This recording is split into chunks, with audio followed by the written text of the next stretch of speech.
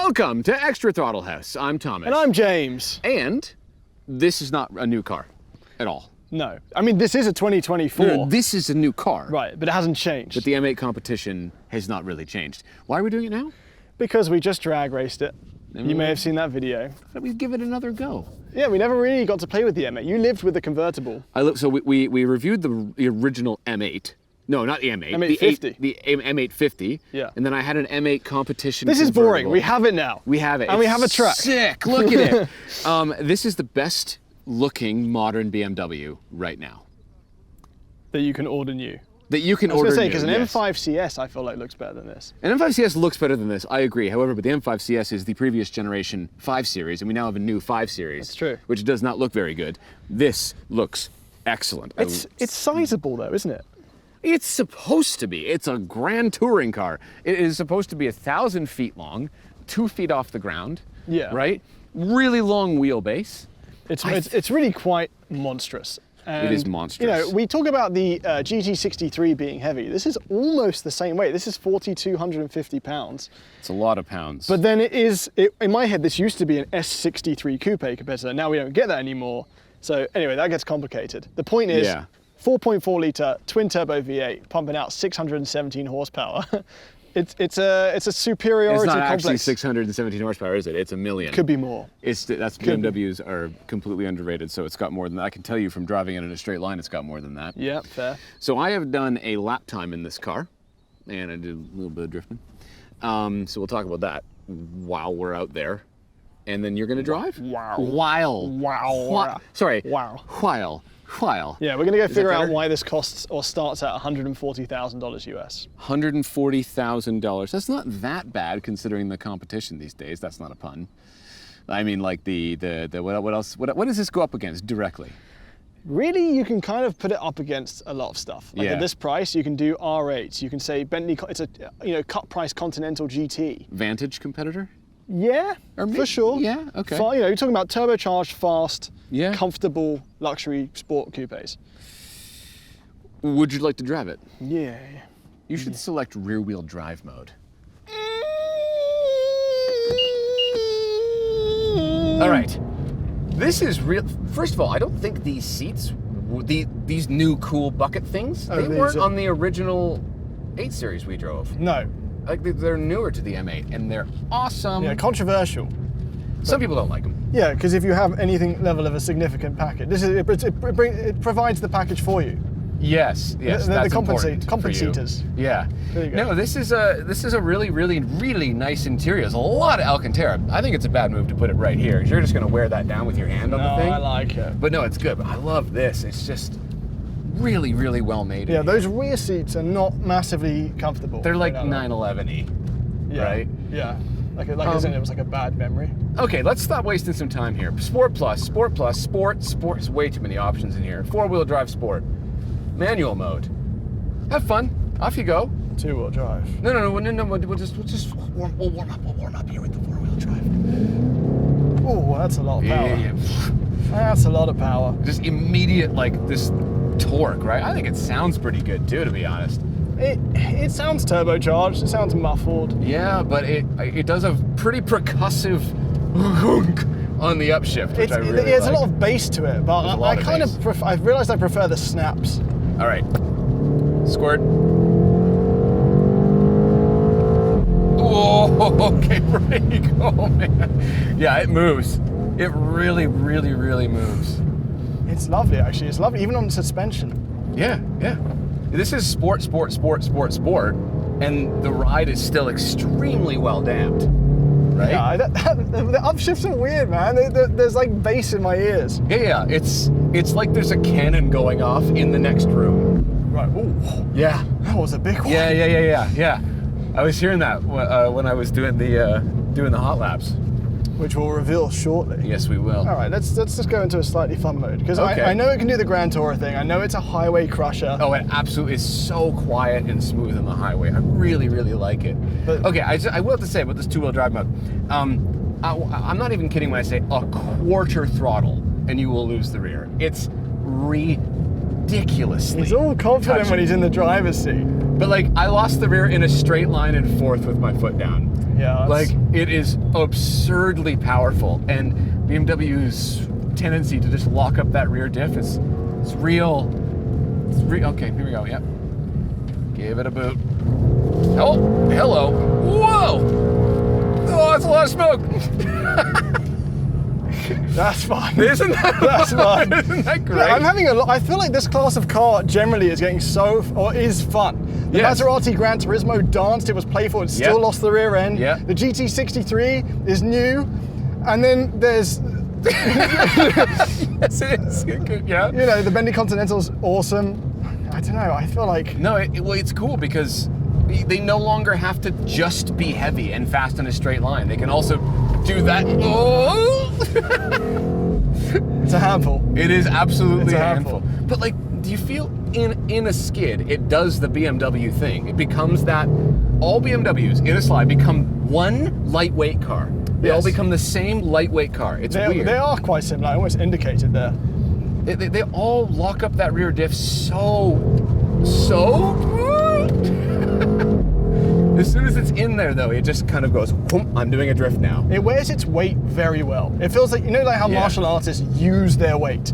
This feels Yeah. like, it doesn't feel like it's fighting its own weight. Yeah, yeah. Which I don't know, maybe there's a threshold. Maybe 4,250 pounds is the limit. Because the moment you hit like XM or SUVs, that's when it feels like they're starting to fight. Yeah, this is like one of those overweight judo senseis that you see, right? His name's Dave. He went to Japan. He got the black belt, whatever it is. But you go near him and he just flings you 30 feet in the air. That's what this thing is. Woo! Oh, nice exit. There it is. Yeah, it's not difficult to drive. No. But It's just you got to be ready for it. It's really beastly. It is really beastly. Yeah. No, it's just it's a great car. Okay. It's so well designed. Agreed. But so it can be a hooligan. Yes. And it can do the highway stuff. Yes. What happens when you actually try and do precision driving with it? Let's find out. Okay, you are watching the fastest of 3 laps in the M8 competition. This is a very competent car. As is the case these days, it doesn't feel anywhere near as heavy as it is until you try to slow it down and the pavement isn't perfectly smooth. But other than that, it is a very agile thing, and compared to the new AMG GT63, the M8 doesn't babysit you. You still very much have to drive this car like you would a very powerful rear-wheel drive car. The all-wheel drive is just there to help coming out of the corners, but you are still a necessary part of the experience to get the most out of it. The steering is a bit too numb and the transmission isn't as satisfying as it could be, but overall it drives very, very similarly to its highly competent M4 brother. Let's watch the rest of the lap.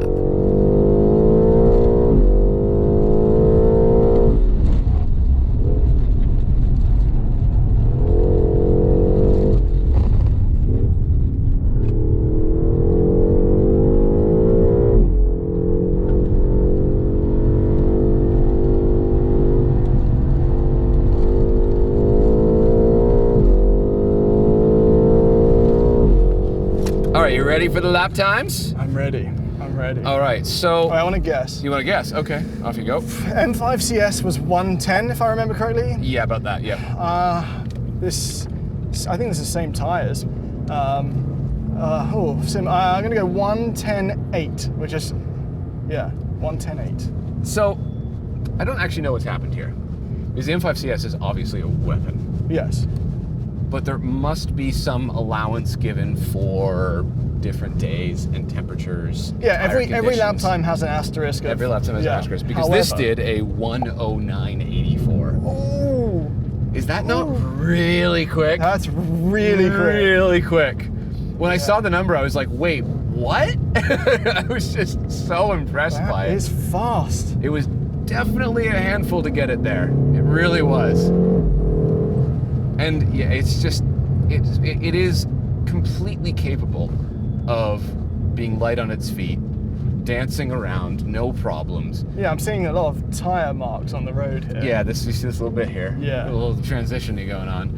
No, it's quite a car. It seriously is. You know what? This is a controversial statement. Let me think about this for a second to make sure that I've got it right. Thomas is going to do a controversial statement about a BMW. Well, yeah, I'm going the other way this time, though. Well, then that is actually controversial. Yeah, I think that is this. I'm just making sure I'm going through all the options. I think this is the best overall package that BMW makes right now.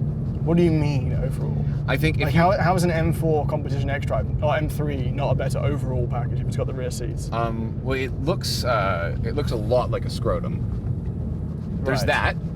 Yeah. But we have warmed to it over time. All these years later, it is a bit. Some specs of the M3 look pretty mean.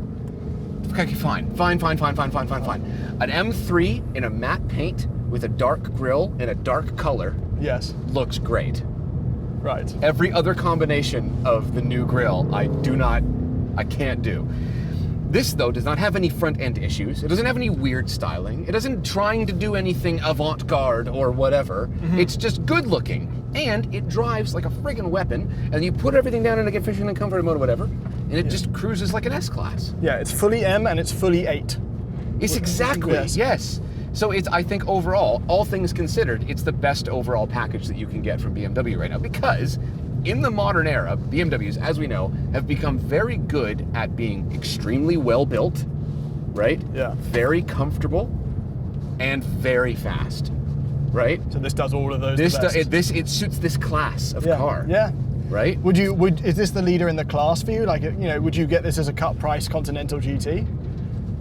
Yeah. Easily, for sure. The Continental GT is more poncy. More right? poncy. Yeah, this is a lot more. It's a bit more serious of a vehicle. I think it's less crystal chandelier. I think the AMG GT is prettier.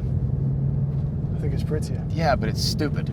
And it has a really fun launch control. Yeah, but it's stupid overall as a car. You're stupid overall. How is it any different? It would be a terrible car. You're right. Just like the AMG GT63. It's only 100 pounds heavier than this. Yeah, but this. How much lighter does this feel? It does feel lighter. A lot lighter than the AMG GT63. Yes. But okay. To be fair, it's a very, very good car. My issue that I take with that car is not comparing it to this car. It's comparing it to its previous version of itself. Does that make any sense? No. Would you take this over a rear-wheel drive R8? Because I don't think they're that far in price. Oh, that's really hard. Yeah. Oh my God. What would you do? You weren't ready for me to bounce that. R8. Really? Yeah. Okay. It's a mid-engine supercar. Yeah, you can't argue. Also a V10. Yeah, it's fair enough. But I agree. Respect to this thing. I think it's a pretty. It is very much car. an M8 competition. It doesn't fail at any aspect it promises. No, and one last thing, I feel like I owe BMW a slight apology because all I do is rag on them lately because they're making some very poor decisions, to be fair. Don't laugh while you say that. They really are. I'm sorry, I can't even say it with a straight face. But I have not recognized this car soon enough, so I'm sorry. This is a brilliant vehicle. Classic. Canadian ending on an apology.